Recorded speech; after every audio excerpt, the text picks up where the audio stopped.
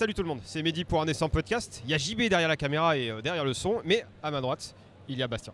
Oui, bonjour Mehdi. Et j'espère que tu bonjour vas à tout le monde. bien, que Oui. tu as fait bonne route Oui. depuis chez toi et que tu es content d'être à Octogone. Ah oui, alors là, Enfin, une ça convention pourrait être content. virtuelle qui n'est plus virtuelle mais qui est physique, mon Dieu, c'est incroyable. C'est cool. Exactement, Cool. tout à fait. Bon, alors, on va pas parler de convention virtuelle ou convention physique, on va parler de ce que tu fais ici, de ce que tu présentes derrière ces kakémonos. Voilà. On voit de beaux noms, un beau design. Alors, déjà pour les gens qui débarquent de la planète Mars et qui ne savent pas ce que c'est Designed by Acritarch, c'est le moment de le dire. Qu'est-ce que c'est? Design by Acritarch, c'est simplement le nom avec lequel que j'utilise pour éditer des suppléments de jeux de rôle ou des jeux de rôle, puisque on va bientôt sortir le premier vrai jeu de rôle Design by Acritarch avec Frédéric Guesquer qui sera horrifique. Et donc, sinon, je me suis surtout concentré sur des suppléments pour Dungeon World, qui est le meilleur jeu d'Heroic Fantasy de tous les temps. Mais bon, voilà. En toute sobriété. Voilà, exactement. Mais c'est pas moi qui l'ai écrit ni traduit, donc je peux le dire. Parce que je le pense. Ok. Donc voilà, ça fait le topo. Voilà, donc de toute manière, tout ce qu'on dit, il y a les liens dans la description, donc t'inquiète, t'as juste à faire 2 clics et c'est parfait. Alors du coup, ce meilleur jeu d'Heroic Fantasy de tous les temps, Dungeon World. Il y a une V1, une V2. Qu'est-ce que c'est? Et quelles sont ces différentes itérations que t'as publiées? Alors moi j'ai pas publié Dungeon World en tant que tel, c'est 500 nuances de geek, avant Narrativist Edition qui a publié d'abord la V1 qui était partie en fait de l'édition alpha créée par Adam Koebel et Sage Latora, donc qui ont créé l'alpha qu'ils avaient sorti avant leur Kickstarter. Et donc très vite Narrativist Edition a publié la boîte 1 avec une volonté de la rendre accessible à tout le monde. Il y a plein de matériel, des cartes, des figurines, tableaux effaçables, etc. C'est vraiment une très belle édition, mais elle est entre guillemets incomplète puisque quand ils ont fait le Kickstarter, il a tellement explosé qu'ils ont fait une édition beaucoup plus large avec plein de monstres et plein de matériel supplémentaire qui a été traduit et qui a donné la V2 en français. Voilà. Et alors avec cette V2 arrive un écran et par après 500 nuances de geek fait aussi le Class Warfare qui permet d'étendre tous les livrets à autant de livrets qu'on veut. Et moi j'ai plutôt publié des choses qui avaient été faites par Jason Lutz, des scénarios tels que Serviteur de la Reine des Cendres, et puis alors évidemment le supplément à mon sens génial qui est En Terre Sauvage et qui est le truc qui quelque part donc déjà Serviteur de la Reine des Cendres m'avait bluffé et m'avait donné envie de le sortir et de le publier, mais alors En Terre Sauvage là j'ai dit ok c'est bon, allez on y va, je me lance. Ok, bon, gamme qui est pléthorique, c'est de joueurs qui commencent à avoir en plus une belle commu et puis pas mal de plus en plus d'actual play qui tournent moi dessus. j'ai fait plein d'actual play sur donc à la fois Dungeon World et puis alors aussi certains suppléments de Dungeon World qui ont été traduits, qui sont en cours de traduction, comme par exemple Thunder World qui a été traduit aussi par 500 nuances de geek, et puis alors Haute Pierre qui est l'équivalent, enfin c'est Dungeon World mais dans un petit village avec développement de communauté plus local et qui est vraiment très très chouette aussi et qui sera en cours de traduction par moi ou par d'autres dans le courant de l'année. Voilà.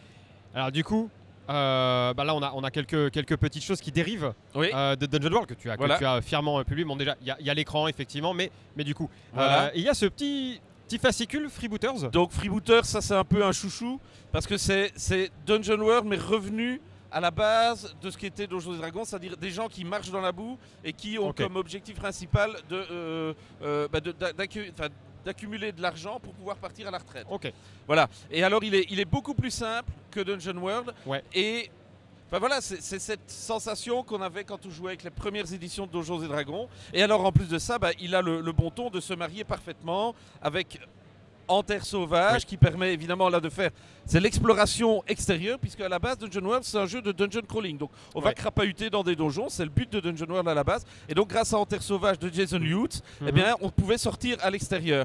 Et ce qui manquait pour compléter cette gamme magnifique, c'est ce que je suis en train de terminer de créer, qui est Impitoyable Bourgade, où là on va faire plutôt de la diplomatie, le jeu des factions et l'aventure urbaine. Et donc ça, on le joue, on le démontre en convention tout le week-end à Octogone cette année. Bon, ça fait un beau programme. Du coup, ça fait, en ajoutant tous ces outils les uns aux autres, ça fait vraiment un jeu avec possiblement plusieurs groupes, avec plusieurs niveaux. Donc tu as les gens qui gèrent l'intrigue, les gens qui gèrent l'exploration à cause des gens qui font de l'intrigue, et puis les gens qui vont un peu ramasser aussi avec Freebooters. Du coup, c'est pourrait être intéressant de voir des tables comme ça qui tournent sur plusieurs groupes avec plusieurs jeux. Ça serait ok. Et donc Impitoyable Bourgade, parce que je vois que là c'est le proto que j'ai terminé avant-hier. Avant-hier, et bien voilà, comme ça au moins il est fonctionnel, voilà. Tout à fait. Du coup, il y a des petites annotations au stylo. Oui, ça c'est parce que j'organise un concours pour ici pour terminer de le remplir. Le seul truc que je n'ai pas rempli, c'est dans les étapes. On peut trouver des tavernes avec les moyens de les personnaliser, des auberges, des relais, et il me restait à faire les hôtels. Et je me suis dit plutôt que de me creuser la tête, on va faire appel à la science collective des gens, à la créativité collective des gens. Et donc j'ai fait un petit concours, et puis alors c'est toujours l'occasion de pouvoir offrir des tas de trucs, faire connaître les produits, être généreux quoi. Le maître mode design Macritarch. Puisque je le rappelle, chaque fois que vous achetez un produit physique chez nous, vous avez le PDF gratuit. Voilà, note pour les personnes qui nous écoutent. Et du coup, il y a le proto, mais ça va pas en rester là. Ah non, parce que donc sûr, là, voilà. Donc en fonction du calendrier qu'on va se fixer avec Frédéric Gasquière sur Horrific, soit en novembre, soit en mars de l'année prochaine, on va lancer le financement participatif pour Épidémiable Bourgade, de manière à remplir ce somptueux livret de somptueuses illustrations par Guillaume Jantet, mon ami de toujours, avec lequel j'ai déjà travaillé sur le jeu du destin, et évidemment les merveilleuses illustrations de Kenny Wijaja, qui a déjà fait En Terre Sauvage et Serviteur de la Reine des Cendres. Donc un jour prochain sur une plateforme de financement, tu verras laquelle, oui, exactement, on n'en est pas encore là. Et du coup, tu as évoqué un autre jeu, Horrific. Oui. C'est quoi? Est-ce que c'est dans le même ton? C'est toujours un jeu à haut potentiel ludique, qui est ma ligne éditoriale. Et alors ici, c'est plus du tout le même ton, puisque Horrific, comme le nom le dit bien, c'est de l'horreur. En fait, c'est de l'horreur Lovecraftienne, mais quand on a retiré Cthulhu et qu'on essaye de ne pas mettre trop de tentacules. Donc en fait, c'est vraiment...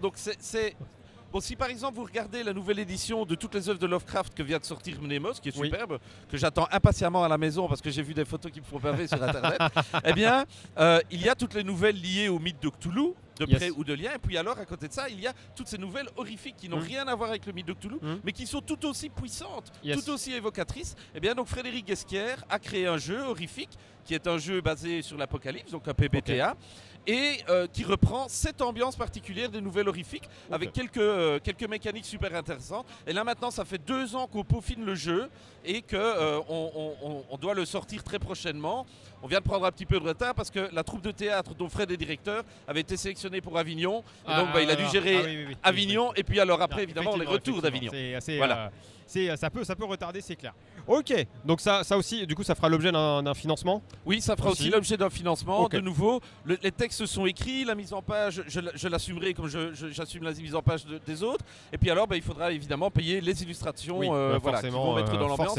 On a sélectionné déjà quelques illustrateurs qui sont intéressés et on espère pouvoir réserver de belles surprises. Yes, et bien écoute, c'est tout bon. Est-ce que tu as un dernier mot avant de conclure cette interview? Un dernier message à dire? Un truc qu'on n'aurait pas évoqué? Le seul mot qui vaut la peine de dire, c'est jouer. Yes, exactement, jouer. Et ben voilà, jouez, vous qui nous regardez. Donc voilà, on espère que ça a plu.